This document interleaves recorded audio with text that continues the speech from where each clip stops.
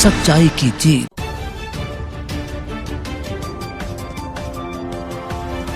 धामी सरकार का एक साल बेमिसाल, विपक्ष पूछ रहा है सवाल। उत्तराखंड की धामी सरकार का एक साल का कार्यकाल 23 मार्च को पूरा होने जा रहा है। सरकार से लेकर संगठन तक सरकार के एक वर्ष के कार्यकाल को जश्न की तरह मनाया जाएगा। बीजेपी ने इसलिए बहुउद्देशीय शिविर लगाकर सरकार की उपलब्धियों और योजनाओं को लेकर लोगों को जागरूक करने का फैसला लिया है। साथ ही सभी जिला और ब्लॉक मुख्यालयों में विभिन्न कार्यक्रम आयोजित किए जाएंगे। इसके साथ पार्टी के तमाम वरिष्ठ नेताओं को पूरे प्रदेश भर में प्रेस कॉन्फ्रेंस करने के भी निर्देश दिए गए हैं। इतना ही नहीं, बीजेपी ने धामी सरकार के बजट की खूबियों को जन जन तक पहुंचाने के लिए कार्यक्रम आयोजित करने का फैसला लिया है। एक तरफ जहां बीजेपी धामी सरकार के एक साल के कार्यकाल को बेमिसाल बताकर इसका जश्न मना रही है, तो दूसरी तरफ विपक्ष सरकार के अब तक के कार्यकाल को पूरी तरह विफल बता रहा है। उत्तराखंड की धामी सरकार का एक साल का कार्यकाल 23 मार्च को पूरा होने जा रहा है। भाजपा के प्रदेश अध्यक्ष महेंद्र भट्ट ने बताया कि संगठन धामी सरकार के एक साल को जश्न के तौर पर मनाएगा। जिला स्तर पर बहुउद्देशीय शिविर लगाकर सरकार की उपलब्धियों व योजनाओं को लेकर लोगों को जागरूक किया जाएगा।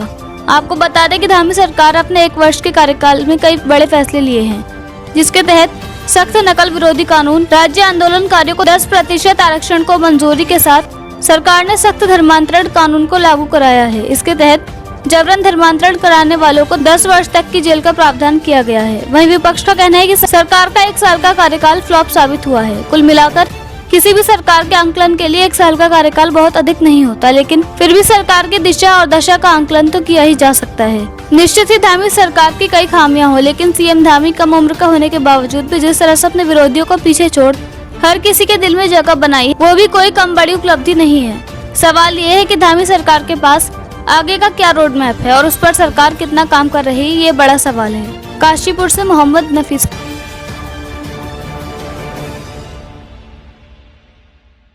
से क्या-क्या कार्यक्रम रखे गए हैं, कहाँ-कहाँ हैं और कहाँ किन-किन स्थानों पर किन-किन को जवाबदेही दी गई है कार्यक्रम करने की?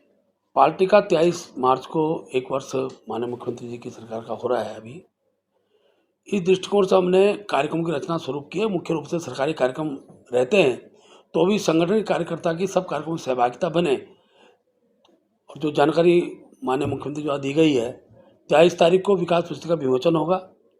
उसमें जो वहाँ के स्थानीय विधायक हैं उस कार्यक्रम में रहेंगे, और 24-25 तारीख को हम लोग बहुउद्देशीय शिविर प्रत्येक विधानसभा में सरकार लगाने जा रही है। हमने अपने कार्यकर्ताओं से कहा है कि उस बहुउद्देशीय शिविर में जो उसके लाभार्थी हैं और जिनको कुछ न कुछ सुविधाएं गवर्नमेंट की ओर से मिलनी है, उनको उसमें वो निमंत्रित करें, उनको लाने की व्यवस्था करें, और एक भव्य कार्यक्रम प्रत्येक विधानसभा में इस रूप में हो। क्योंकि सिलाई मशीन का वितरण होना है, जिनके पास 3 गैस सिलेंडर बटने उनको गैस सिलेंडर दिए जाएंगे, और अपने श्रम कार्ड बोर्ड की अनेकों योजनाएं हैं जिनके माध्यम से लाभार्थियों को लाभ दिया जाएगा।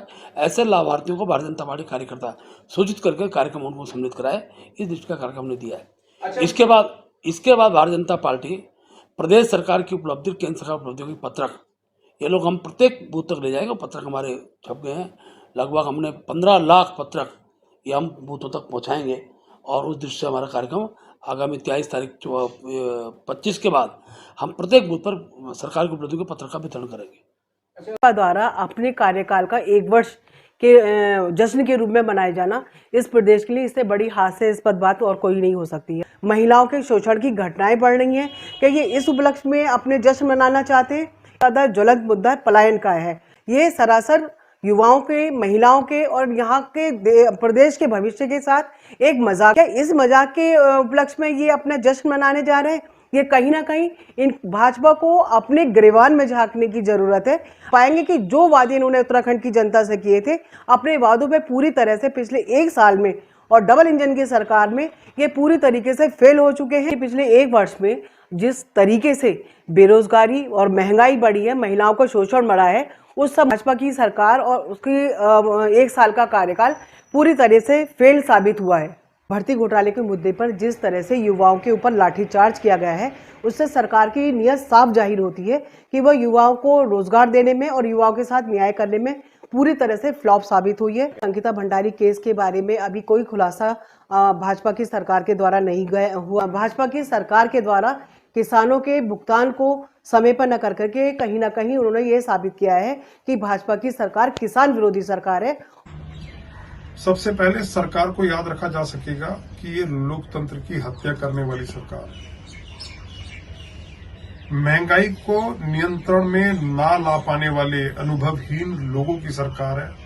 आज महंगाई से लोग त्राही त्राही कर रहे हैं। तेल के दाम, खाद्य वस्तुओं के दाम, बेरोजगारी की दर, भ्रष्टाचार की दर, सब सर चढ़कर बोल रही है।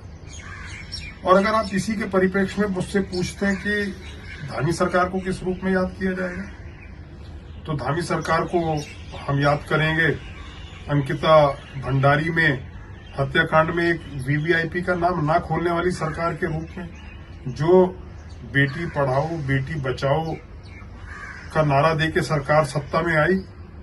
वहां पर महिलाओं की क्या स्थिति है?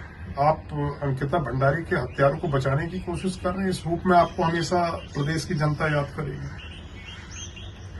आपको याद किया जाएगा उन बेरोजगार बच्चों के ऊपर बर्बरतापूर्वक लाठी चार्ज के लिए, जो क्या मांग रहे थे आपसे? सिर्फ नौकरी तो मांग रहे थे, अपना अधिकारी तो मांग रहे थे। रोज रोज के भर्ती घोटालों के रूप में आपकी सरकार को याद किया जाएगा धामी जी।